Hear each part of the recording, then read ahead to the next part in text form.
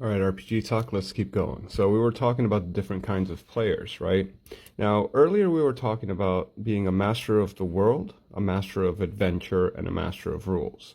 And each of those kind of ties into this too. So let's start with this section over here. Instigating and fighting, basically what the players want to do in the world. And here I think the most relevant would be the master of worlds. What the players want to do in the world, basically what the players want to get up to and how they want to do those things is going to be tied to what the world is being presented to them. If I tell them, look, we have an airship and we are pirates and there is, a hundred different tiny floating worlds and each of them have their own like civilizations and all this other nonsense.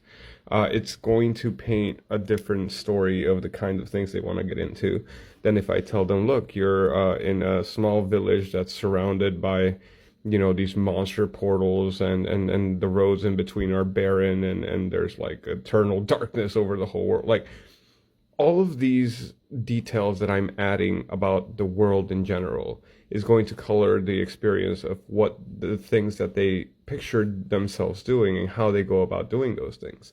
In Sky Pirate World, something like an artificer might get the players in the idea of, magic guns and all this other nonsense. Whereas if I'm talking about something like this, which is much more low fantasy, much more kind of grounded, low to the ground, fighting might be a lot more visceral. Even something like a greatsword might suddenly become a much more useful thing because the world is darker, right? The way you color the world and the way that you explain how the world works and how people kind of go on their day-to-day lives and how adventurers and why adventurers exist is going to dictate a lot about how your players then decide to go about making their characters, playing their characters, and the decisions that they make.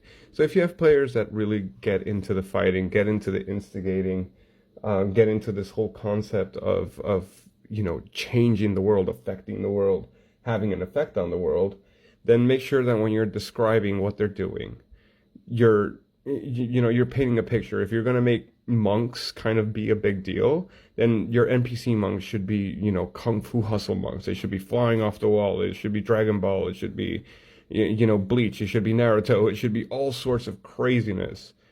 So that when players get into doing the same thing, those players are then inspired to keep going. And that's the whole idea. The tools that you use as a master are there only for the benefit of these kinds of players getting to do what they want to do. So, Master of Worlds. This first part.